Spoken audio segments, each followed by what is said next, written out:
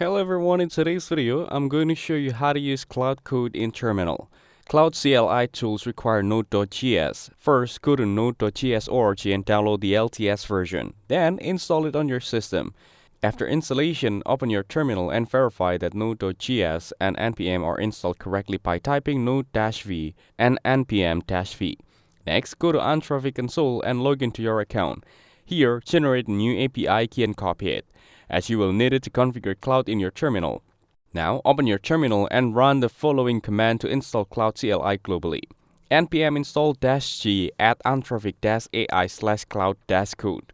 Wait for the installation to complete. If you are on Windows, open PowerShell. Then, type the word setx followed by a space, then untraffic_API_key, followed by a space, and then, in quotation marks, say your API key. Press enter. After this, restart the terminal so the chains take evac. If you are using a Mac or Linux system, open your terminal. Then, type the word export, followed by a space, then untraffic_API_key, then an equal sign, and then in quotation marks, say your API key. Press enter. This will set the environment variable and make it ready to use.